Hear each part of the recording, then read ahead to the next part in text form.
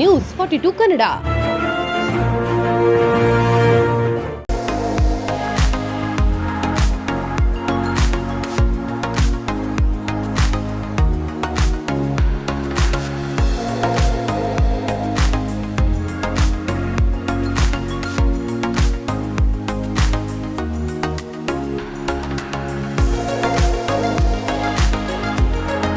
ಈಗ ತಾವೆಲ್ಲ ತಮ್ಮ ಮೇಲೆ ಬಹಳ ಜವಾಬ್ದಾರಿ.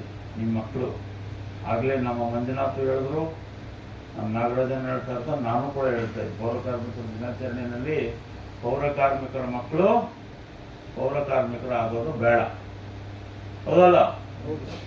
ಆಸೆನಾ ನಿಮ್ಗೆ? ಉಸಿರೇ ಬಿಡೋದಲ್ಲೋ ನಿಮಗೆ ಈ ತರ ಕಷ್ಟದ ಕೆಲಸ ಮಾಡ್ಬೇಕಾ?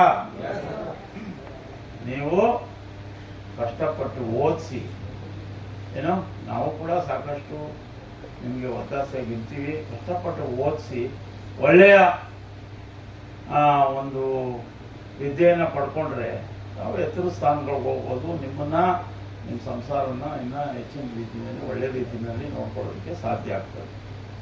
ಆಮೇಲೆ ಈಗ ನೀವು ನಮ್ಗೇನೋ ಸ್ಟ್ರೈನ್ ಆಗೋಯ್ತು ಅಂತ ಎಣ್ಣೆ ಗಿಣ್ಣೆಗೆ ಅಡಿಕ್ಟ್ ಆಗಿಬಿಟ್ರೆ ನಿಮ್ಮ ಮಕ್ಕಳು ನೋಡಿ ಅದನ್ನೇ ಕಲ್ತ್ಕೊಂತಾರೆ. ಹಾಗಾಗಿ ಬಹಳ ತಮ್ಮ ಕುಟುಂಬದ ಮಕ್ಕಳು, ಸಣ್ಣ ಮಕ್ಕಳು ಇವತ್ತಿನ ಕಾಲದಲ್ಲಿ ಹಿಂದೆ ಒಂಥರ ಹೊರಟಿದ್ರು ಮಕ್ಕಳು, ಈಗ ಬಹಳ ಸೂಕ್ಷ್ಮ ಇರ್ತಾರೆ. ಆವಾಗ ಅವರು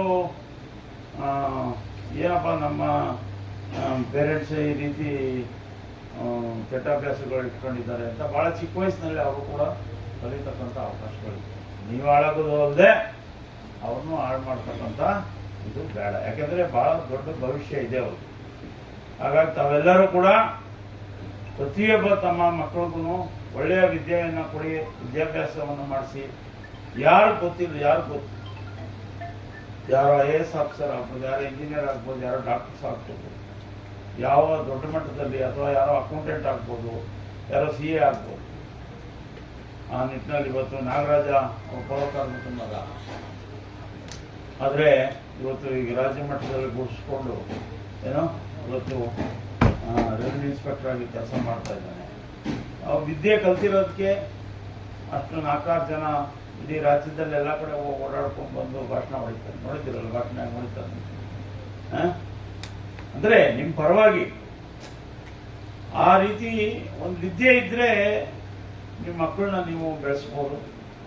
ನಿಮ್ಮ ಮಕ್ಕಳಿಗೆ ಒಳ್ಳೆ ಭವಿಷ್ಯವನ್ನು ತಾವೇ ಹಾಕ್ಕೊಡ್ಬೋದು, ನಿಮ್ಮ ಕೈನಲ್ಲೇ ಇದೆ. ಯಾಕೆಂದರೆ ನೀವೇನು ಕಷ್ಟಪಡ್ತಾ ಇದ್ದೀರಿ ಆ ಕಷ್ಟವನ್ನು ಅವ್ರು ಕೊಡೋದು ಬೇಡ. ಅವ್ರಿಗೆ ಒಳ್ಳೆ ವಿದ್ಯೆಯನ್ನು ಕೊಡಿ. ಅದಕ್ಕೆ ನಿಮಗೆ ಸಹಕಾರ ಆಗ್ತಕ್ಕಂಥ ಎಲ್ಲ ರೀತಿಯ ಸಹಕಾರವನ್ನು ನಾವು ಸದಾ ಕೊಡಲಿಕ್ಕೆ ಸಿದ್ಧ ಇರ್ತೇವೆ ಅಂತ ಈ ಸಂದರ್ಭದಲ್ಲಿ ಹೇಳಿ, ಇವತ್ತು ನಮ್ಮ ಪೌರ ಕಾರ್ಮಿಕರಿಗೆ ಕೊಡಬೇಕು ಅಂತೇಳಿ ತಾವು ಆಯ್ಕೆ ಮಾಡಿಕೊಂಡಿರೋದಕ್ಕೆ ಮತ್ತೊಮ್ಮೆ ಮಗದೊಮ್ಮೆ 100 ಸಾರಿ ನಿಮ್ಮನ್ನು ಅಭಿನಂದಿಸಲಿಕ್ಕೆ ನಾನು ಯಾಕಂದ್ರೆ ಬಹಳ ಪುಣ್ಯದ ಕೆಲಸ. ಈ ಕೆಲಸ ಯಾರು ಮಾಡೋಕ್ಕಾಗಲ್ಲ.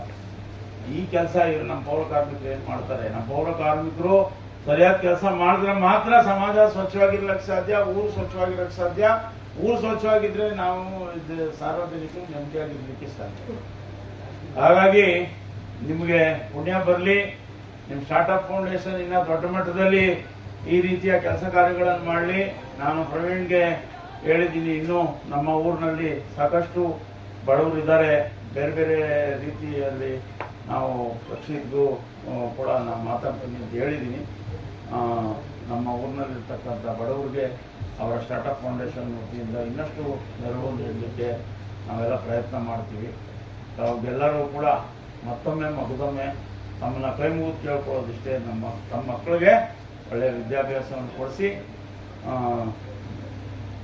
ನೀವು ದಯವಿಟ್ಟು ಎಲ್ಲರೂ ಕುಡಿತಾರೆ ಅಂತ ಹೇಳಲ್ಲ, ಬಟ್ ಕುಡಿಯೋರು ಅಡಿಕ್ಟ್ ಆಗಬೇಡಿ.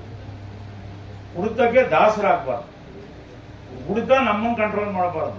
ನಾವು ಏನೇ ಹ್ಯಾಬಿಟ್ ಇದ್ರೂ ನಾವು ಕಂಟ್ರೋಲ್ ಮಾಡಬೇಕಂತ ಆ ರೀತಿ ಮಾಡಿಸಿ ನಮಗೆಲ್ಲರಿಗೂ ಒಳ್ಳೇದಾಗಲಿ.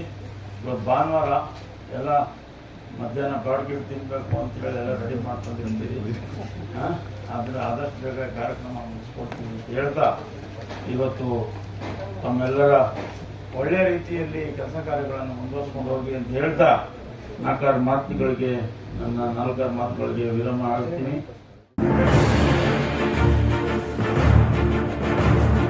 ನ್ಯೂಸ್ 42 ಕನ್ನಡ.